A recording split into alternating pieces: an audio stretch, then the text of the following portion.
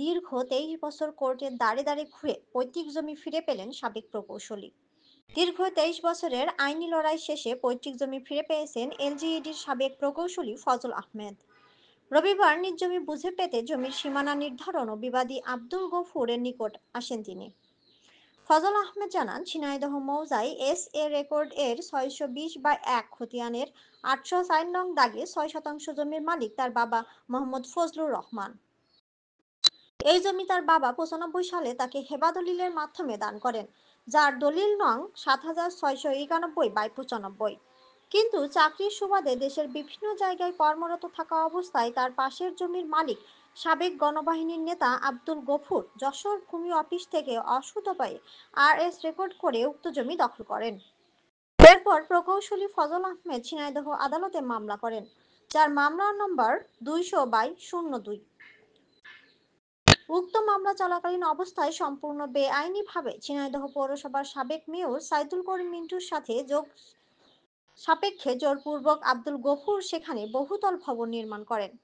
দীর্ঘদিন মামলা চলার পর গত 28/9/25 তারিখে ঝিনাইদহ সদর আদালত এর সিনিয়র সহকারী জজ জনাব আমাতুল মোর্শেদ বাদীর পক্ষে রায় দেন।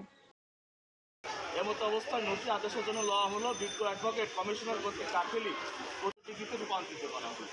আমি যে 2005 সালে ডিগ্রি দেন সেই ডিগ্রি এখন আপনার হচ্ছে যে 21 তারিখে চূড়ান্ত ডিগ্রি দেয়। রাস্তা না ছেড়ে দিতে হবে। বিজ্ঞ অ্যাডভোকেট কমিশনার কর্তৃক গত এত তারিখ খ্রিস্টাব্দ দাখিলে কমিশন প্রতিবেদন ফিল্ডবুক স্কেচ ম্যাপ শিক্ষা ইত্যাদি চূড়ান্ত অংশ হিসাবে গণ্য হবে, মানে যারা যারা মাপ ছিল আর দেওয়ানি কার্যালয়ে জেলা ঝিনাইদহ মোকা সিনিয়র সহকারী জজ আদালত ঝিনাইদহ 2002 সাল 200/2009 দেওয়ানি মোকদ্দমা রুজু 15/7/2002, মানে 2002 সালের 15 তারিখে এই মামলাটা রুজু হয়। নলেজে নাই, কিন্তু আপনি তো এই কেস স্থগিত করার জন্য একাধিকবার হাজির হয়েছেন বা চেষ্টা করেছেন, অবশ্যই। তাহলে আপনার নলেজে কিভাবে থাকলো না?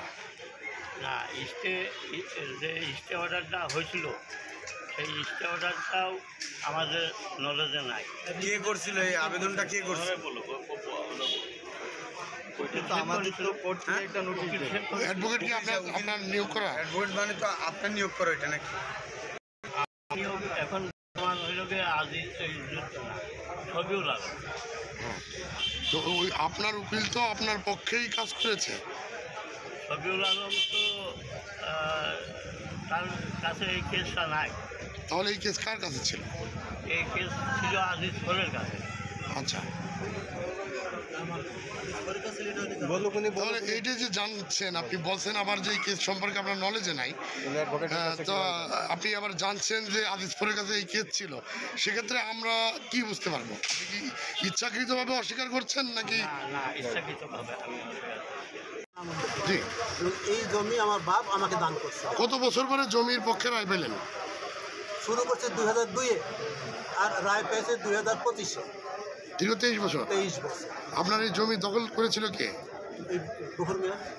আচ্ছা, এবার বলেন কিভাবে কোন প্রক্রিয়া দখল হয়েছিল এবং কি প্রক্রিয়া ব্যাপার রায় পেলেন? এই জমি উনি কিনেছেন দবিরুদ্দিনের কাছ থেকে, দলিলে তাই বলে, এবং তার আত্মীয় স্বজন ভাই বোনের কাছ থেকে। এই দবিরুদ্দিন এই 83 সালে এখানে বিল্ডিং তুলতে গেছিল। তখন এই পৌরসভার মেয়র ছিল নুরুন নবী সামদানি। তিনি ওনার কাগজপত্র, দবিরুদ্দিনের কাগজপত্র আর আমাদের কাগজপত্র দেখার পরে রায় দিয়েছিলেন জমির মালিক আমার বাবা ফজলুর রহমান।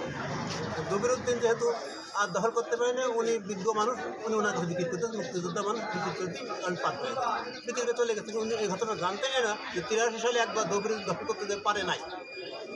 এরপরে যখন আমার নামে দলিল হয়েছে, আমার নামে পত্র হয়েছে, আমি খাজনা দিছি, আর কিছু লাগে জমির জন্য, আমি আমার নিরিবিলি বসে আছি। নামে কি পর্চা হয়েছে? এই 804 এসে পড়ছে।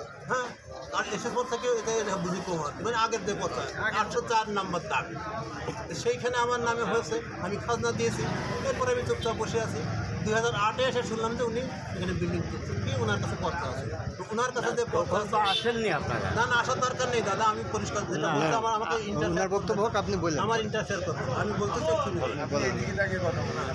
সেক্ষেত্রে কী হয়েছে, উনি প্রথমে এই জমির পত্তা তৈরি করেছেন যশোরে, যে কত সালে 2002 সালে আমার কাছে কাগজ হাতে কথা আপনি বলেন, আপনি একটু পরে বলেন। যশোরে যে তিনি করছেন, এবং সেখানে বলা আছে এই যে বিল্ডিংটা এটা 1872 নতুন দাগ, এর বলা হচ্ছে যে 803 এই দাগটা।